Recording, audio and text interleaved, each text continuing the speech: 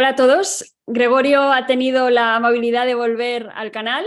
¿Qué tal, Goyo? ¿Cómo estás? Hola Andrea, muy bien. ¿Y tú? Muchas gracias. Muy bien, ¿no? Gracias a ti. En el primer vídeo hablamos sobre algunas políticas que nosotros pensamos ayudarían pues, a crear una sociedad más próspera y nos centramos en los tres factores de la riqueza, que son trabajo, tierra y capital. Comentamos, quiero recordar un poco por encima la importancia de bajar impuestos y claro, para ello hay que recortar gasto público e incrementar fuentes de ingresos, como en cualquier presupuesto, ¿no? Entonces la conversación de hoy se va a centrar en esto, en ejemplos concretos de cosas que se podrían recortar. Algunas de ellas ya veréis que sin que los ciudadanos lo noten, porque solamente es una cuestión de ser más eficientes, y también vamos a comentar ideas que Goyo menciona en su libro de cómo incrementar las fuentes de ingresos del Estado. Así que bueno, este es el tema de hoy, y como introducción quería comentar acerca de la importancia de eliminar el déficit y de rebajar la deuda. Y como dato que acabo de leer en un libro que estoy leyendo sobre impuestos, decir que los intereses anuales de la deuda son unos 30.000 millones, que son un 33% de lo que la agencia tributaria recauda en IRPF,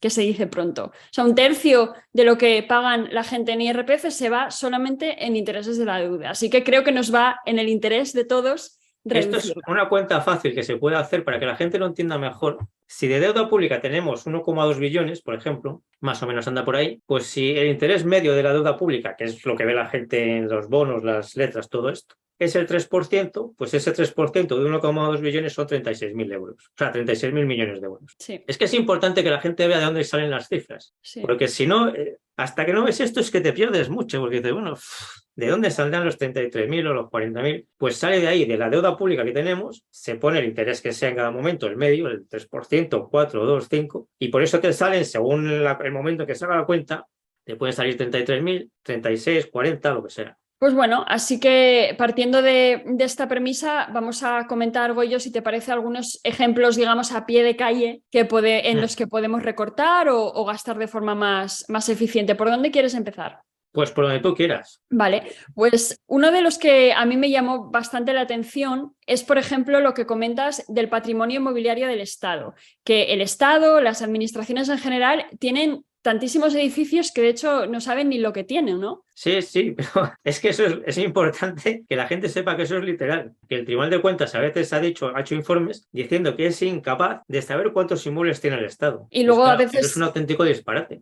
a veces leemos noticias de el ministerio de no sé qué está pagando tanto en alquileres. Y lo que hay que investigar es quién es el dueño de ese edificio al que le estamos pagando los alquileres. Claro. Porque eso es una gran fuente de corrupción. O sea, aparte que digas, se podría hacer más eficiente, es que normalmente el dueño de esos edificios no es cualquiera. Ya. No se Entonces, van a buscar por ahí a ver quién alquila edificios, pues a ti ya. mismo te lo pagamos. Lo que tú propones en el libro pues es la venta de parte de ese patrimonio y una gestión más eficiente de todo eso. Claro, realmente tiene que ser una gestión profesional, o sea, tampoco te hay que vender todo ya, sino que realmente habría que crear una inmobiliaria, pues como el Estado tenía ENA, que perdía dinero y eso se hizo una empresa rentable, como Telefónica, Endesa, Tabacalera, un montón, pues crear la mayor inmobiliaria de España sería con todos los inmobiliarios del Estado. Entonces uno será mejor venderlos ya, otros esperar un tiempo, otros a lo mejor alquilarlos. Por ponerte un ejemplo, el edificio de la bolsa ese es del Estado. Entonces ese edificio tiene lógica que que el Estado lo alquile y no se quede sin él. Entonces hay edificios que se podrían alquilar de forma indefinida.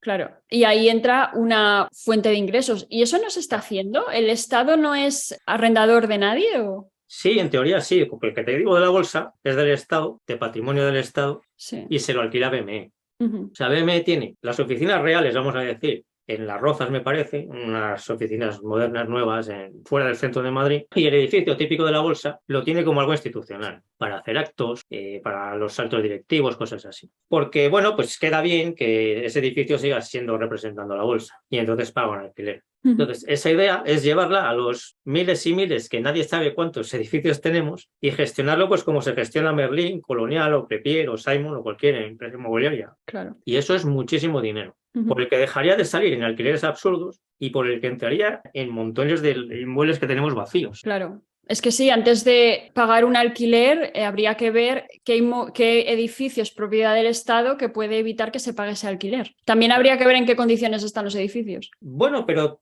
Eso es lo que hace cualquier inmobiliaria. Sí, sí, sí. También se alquila si no se reforman para alquilarlo, o se reforma para venderlo o lo que sea. Sí. Y luego otro ejemplo de fuente de ingresos que tú hablas es una mejor gestión del patrimonio artístico.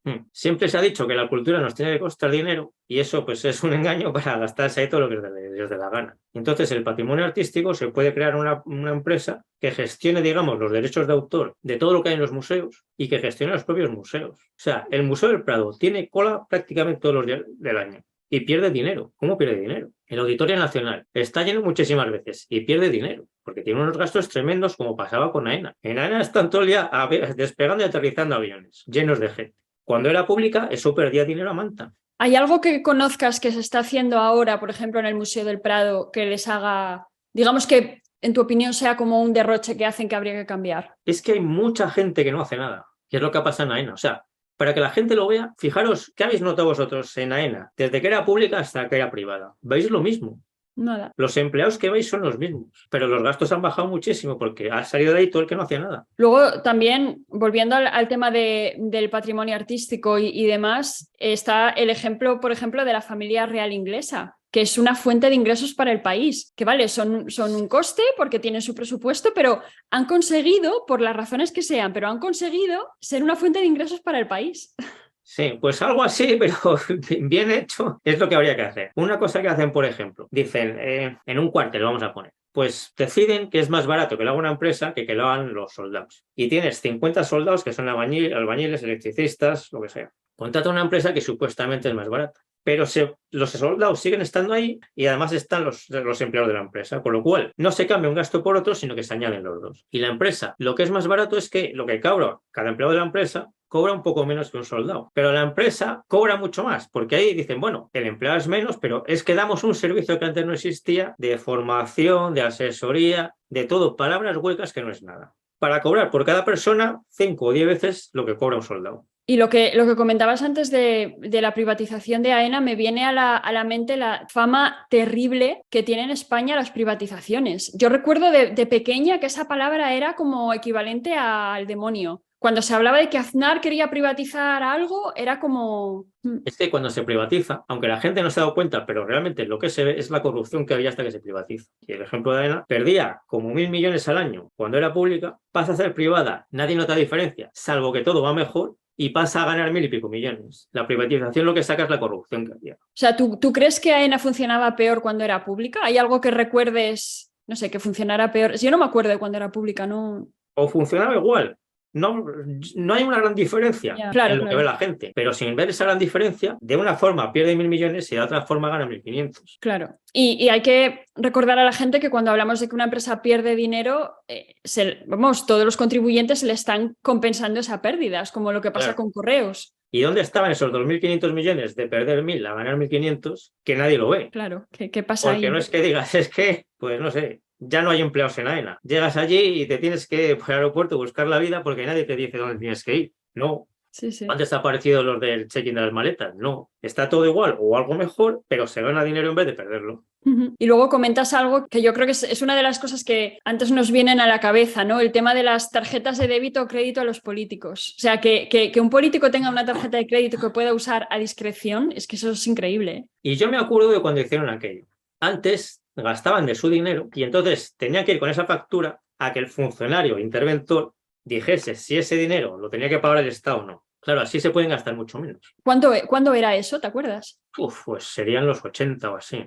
Los 70 no creo y los 90 tampoco. Así a ojo yo diría que los 80 o finales de los 70. Y dijeron, esto es muy poco ágil, porque claro, tenemos que ponerlo en nuestro bolsillo, luego hay que ir a ver que te lo devuelvan, a veces no te lo devuelven, así que hay que hacerlo más ágil, entre comillas. Se reparten tarjetas entre todo el mundo, se gasta lo que les da la gana. Imagínate al funcionario que lo controla, que antes igual le llegaban 5 pagos a la semana y ahora llegan 5.000. ¿Y no crees que ahí se tiene parte de razón, haciendo de abogado del diablo, que haya un grupo de gente validando cada gasto? ¿No crees que sería como un cuello de botella? No, porque es lo que controla la corrupción. Es que ahí están las comilonas. No es dinero, digamos, para pagar funcionarios o para pagar cosas del Estado.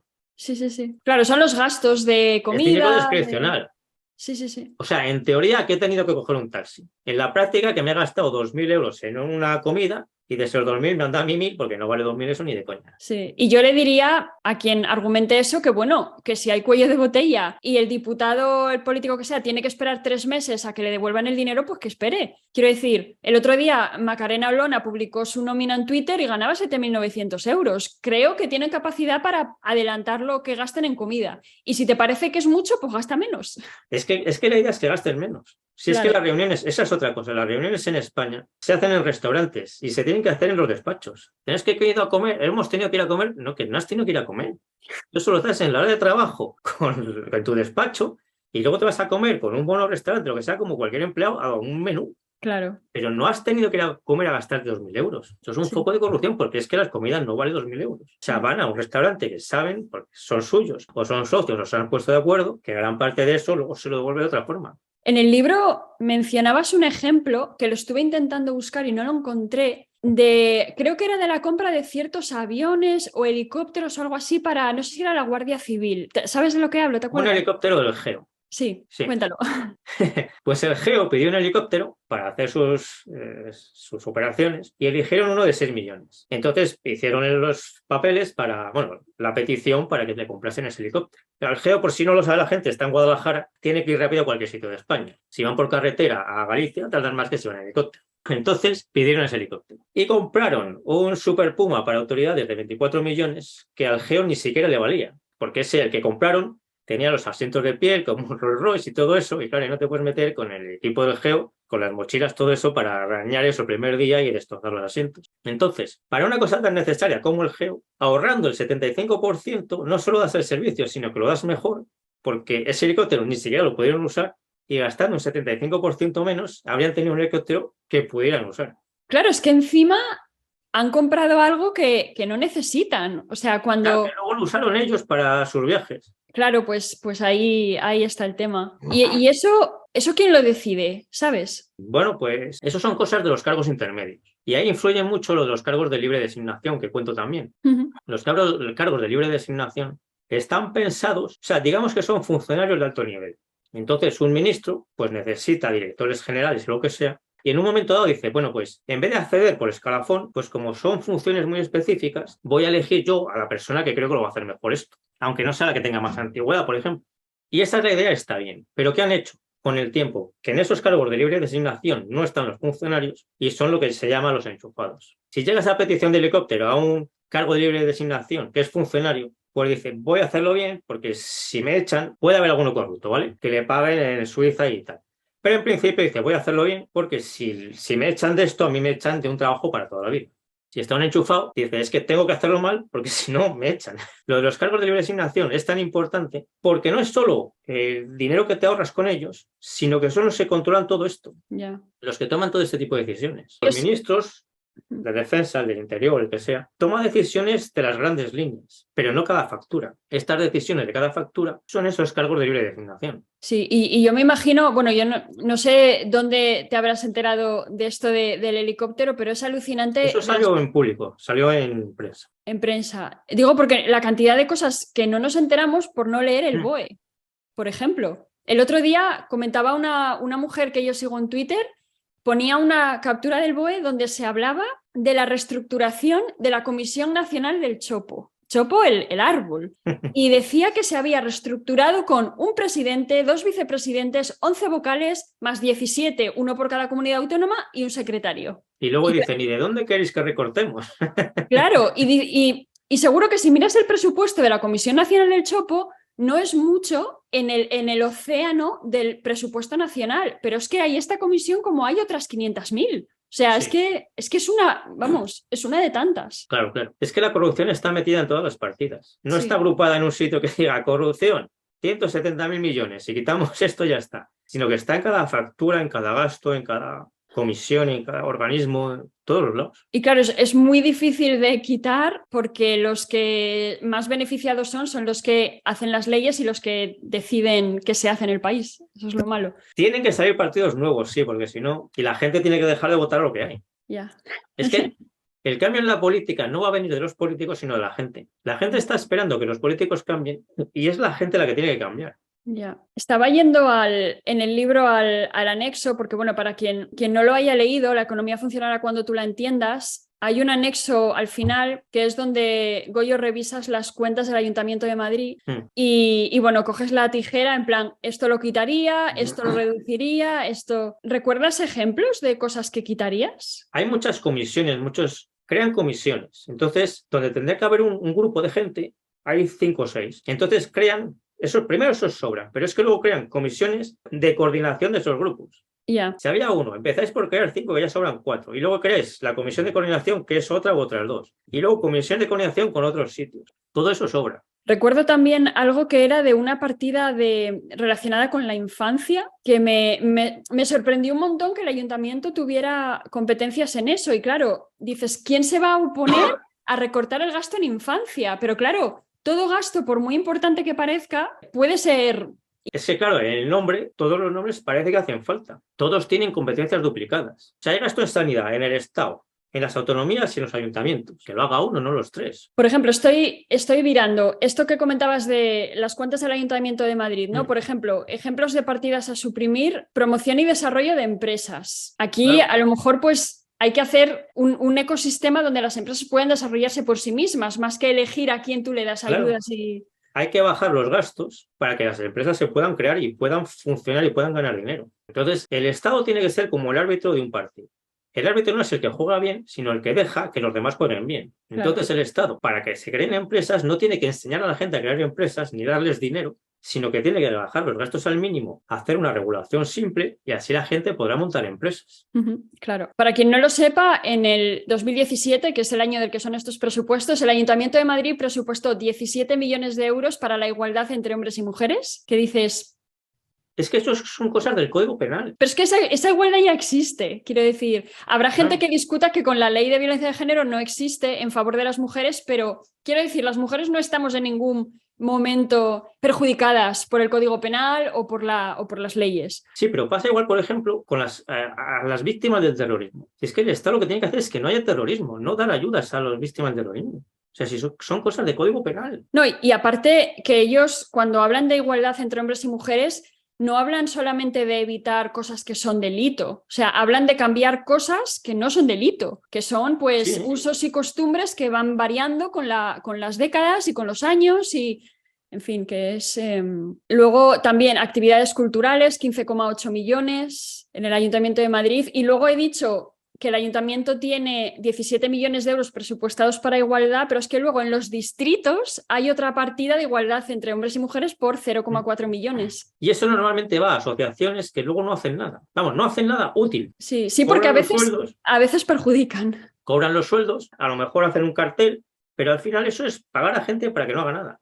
Y bueno, luego también hay algunas partidas como pues personas mayores o otras así de este tipo, o vivienda, que son como partidas que ayudan a la gente a sobrellevar mejor los perjuicios de otras regulaciones. Porque, claro, hay gente que se está preguntando, vale, estáis hablando de cosas que recortar aquí y allá, pero no estáis hablando del elefante en la habitación, que son las pensiones, que es el gran componente de los presupuestos, ¿no? Crean un problema y luego crean comisiones, organismos, asociaciones sobre ese problema. Pues si el problema lo has creado tú, resuélvelo y no hace falta nada más. Pues, si te parece, podemos hablar un poco sobre el tema de la capitalización de las pensiones, porque si transicionáramos hacia un sistema de capitalización, podríamos bajar el gasto público y los impuestos, pues evidente, ¿no? Parte de los impuestos que pagamos es para sostener las pensiones. Entonces, para quien no esté familiarizado, ¿en qué consistiría capitalizar las pensiones? Pues capitalizar realmente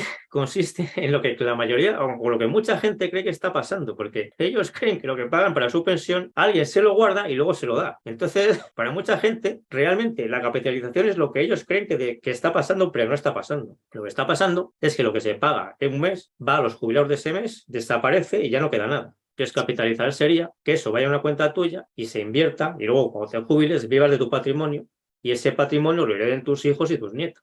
Claro. ¿Y cómo crees que se podría hacer esa transición? Porque es evidente que las pensiones de ahora hay que seguir pagándolas, esos compromisos pues hay que seguir pagándolos, quizás no en la cuantía que hay ahora, eso ya es otro tema, pero vamos, no le puedes decir a la gente que no va a tener pensión. Hay que bajar el gasto público en unos 70 o 80 mil millones aproximadamente, y con eso podrías pagar pensiones a los ya jubilados y los trabajadores podrían capitalizar.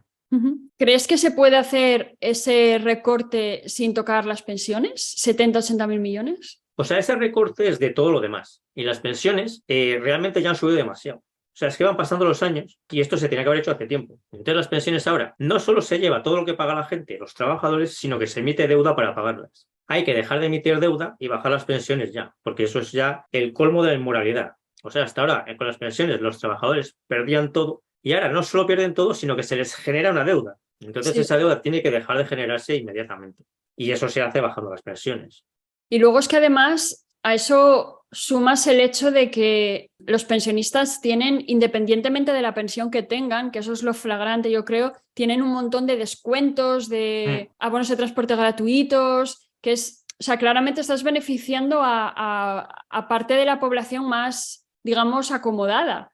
No es peyorativo acomodado, es gente que tiene una pensión de 2.000 euros, es acomodada. Y tienen menos gastos. Claro. Porque ir a trabajar también es gasto de desplazamiento, gasto de ropa. O sea, si no vas a un trabajo, puedes tener una ropa. O sea, puedes estirar la ropa más tiempo que si vas a un trabajo. Si estás jubilado, comes siempre en tu casa. Si tienes un trabajo, mucha gente tiene que comer fuera de casa. Entonces aquí es muy importante hacer el cambio a capitalización lo antes posible, porque si no, el follón generacional que vamos a tener va a ser brutal.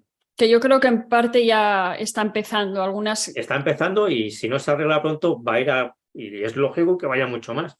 Sí. Porque no se puede machacar así a los jóvenes. Esto es un disparate. Y bueno, volviendo a lo que comentábamos antes de los gastos a nivel del Ayuntamiento de Madrid, porque bueno, es la administración que tú usas como ejemplo en el libro, para que la gente vea lo que puede suponer suprimir estas partidas, que ya hemos puesto algún ejemplo, ¿no? Partidas que sinceramente no lo notaríamos. Suprimiendo todo lo que Goyo propones en el libro, se podía suprimir o costear todo el IBI, el impuesto de circulación y la plusvalía municipal.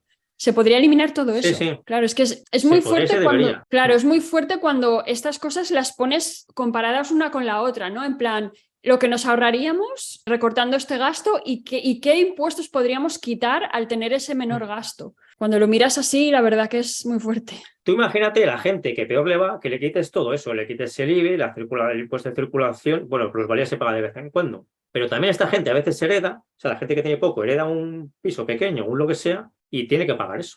Y bueno, en el libro comentas acerca de eliminar impuestos que se deberían eliminar primero los que menos recauden, probablemente porque es menos... Sí, eso es. Hay impuestos que recaudan muy poco, pero todo impuesto tiene una estructura para recaudarlo, aunque no lo recaudes. O sea, hay impuestos que dicen esto, en vez de quitar impuesto, lo bonificamos al 100%. Hay algún caso, ¿no vale?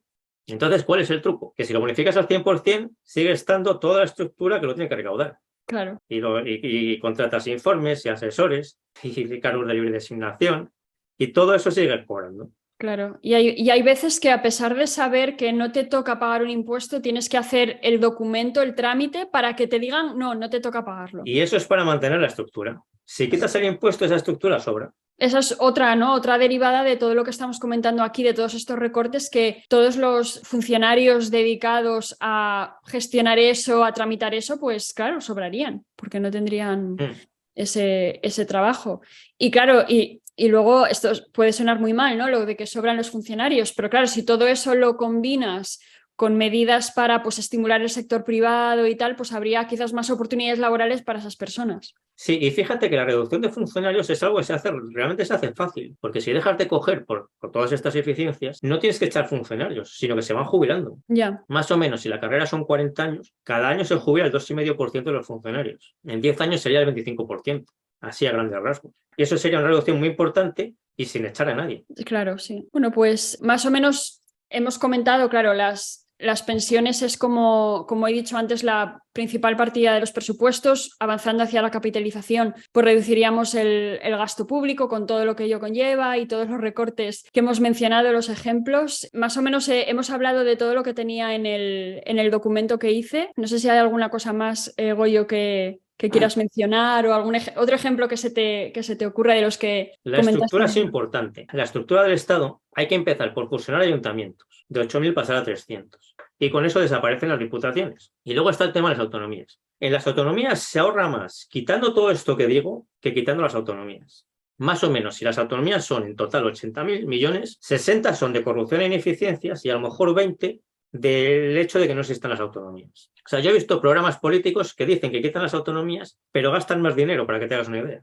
Ya. Porque se creen que quitando los parlamentos autonómicos, eso ya es el dinero infinito. Y ya pueden gastar más en sanidad, en educación, en todo lo que quieran, sin recortar en nada. Y eso no es así. Es más importante quitar toda la corrupción y las ineficiencias que el hecho de quitar las autonomías. Yo con lo de la reducción de ayuntamientos y ya no digamos quitar las autonomías, tengo un poco de sentimientos encontrados por el tema de la centralización, ¿no? Por esta idea de que cuanto más pequeña sea la administración y más cerca la tengas, digamos, es mejor. Pero claro, está claro que lo que tenemos ahora no funciona. Y luego veo también la dificultad de, digamos, el tema de los ayuntamientos, del orgullo de pertenencia, ¿no? Que le digas a alguien que su pueblo va a dejar de existir como municipio puede ser algo complicado. Pero si es que el pueblo sigue existiendo igual y mejor. Ya, pero bueno, ya sabes que es... Eso hay que cambiar. Esa es una cosa de mentalidad que hay que cambiar.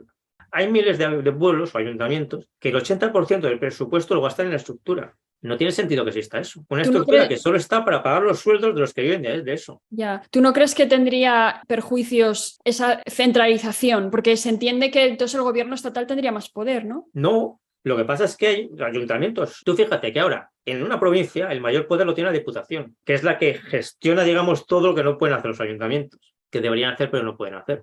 Entonces, si fusionas ayuntamientos, lo que haces es dividir el poder de la Diputación. Si tienes en una provincia una Diputación y 200 ayuntamientos, que son muy pequeños y que no pueden hacer nada, casi todo el poder de esa provincia está en un sitio, que es la Diputación. Si haces tres ayuntamientos y suprimes la Diputación, el poder de la Diputación lo has dividido entre tres, entonces está más repartido y está más cerca de la gente. Ah, vale, ya Ponte Soria, son 90.000 habitantes. La Diputación de Soria es la que controla prácticamente toda la provincia de Soria. Quitas la Diputación y haces el ayuntamiento de Soria capital, la mitad norte y la mitad sur, y entonces el poder de la Diputación lo ha repartido entre tres. Y son tres ayuntamientos útiles y que funcionan. En vez de 200 que no pueden hacer nada porque ni tienen presupuesto. Vamos, tienen presupuesto para que iban los que cobran de él, pero no para hacer cosas, para la gente. Pues bueno, aquí habría otra forma, digamos, de recortar gasto público, sería así, el remodelar un poco la estructura del Estado. Pero yo creo que aquí, como decía, tenemos que dejar un poco de lado, entre comillas, los sentimientos y ser un poco más pragmáticos. Si es que el ayuntamiento es una cosa administrativa. O sea, tu pueblo va a seguir siendo tu pueblo, el de todo el mundo. Ya, pero bueno, no sé si la gente lo vería así, pero sí, entiendo lo que Pues quieres lo tiene decir. que ver así. Si es que es una cosa administrativa, no es más. Sí. Es una cosa administrativa que te está costando mucho dinero, te está arruinando, te está haciendo la vida peor, pues cuanto antes desaparezca, mejor. Y luego lo que comentabas antes también de sanidad y educación, una idea que yo creo que tenemos que tener muy clara es que por muy importante que sea algo, como puede ser la sanidad, siempre se puede gastar de una manera más eficiente. O sea, no estamos hablando de recortar y que el servicio sea peor, sino de que se puede recortar dejando el servicio como está o mejorándolo. Sí, y además, claro, la gente, o sea, el objetivo tiene que ser que la población esté sana, porque a veces parece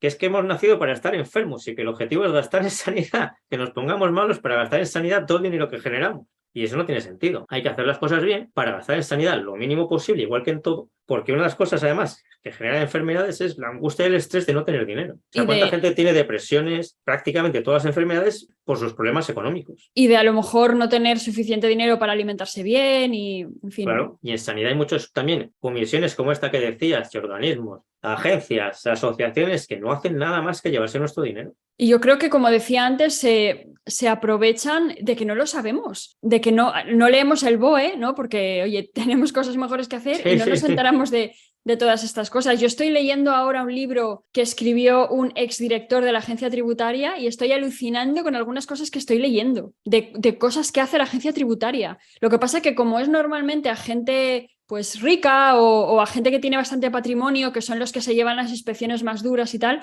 pues no, digamos que no está en mi radar, ¿no? Pero es alucinante. ¿De tipo mafia te refieres y eso? Sí, desigualdades que hay, de potestades que tiene la administración tributaria que el contribuyente no y en fin, cosas increíbles, sí. Vale, oye, pues más o menos hemos comentado todo lo que yo tenía en el documento. No sé si hay algo más que quieras añadir. Yo creo que ha quedado bastante bien, pero si tienen dudas, que lo pongan en los comentarios y hacemos otro. Vale, perfecto. Con las dudas que ellos tengan, pues se las resolvemos. Yo creo que es lo mejor. Sí, y yo de verdad que recomiendo a la gente que le interesa el tema leer el libro de La economía funcionará cuando tú la entiendas, porque es que solamente el anexo donde pones las cuentas del ayuntamiento y vas desgranando es que lo ves clarísimo, vamos. La cantidad de dinero que se gasta en chorradas y las consecuencias que podría tener eliminarlo. Así que nada, Goyo, muchas gracias. Muchas gracias a ti, Andrea.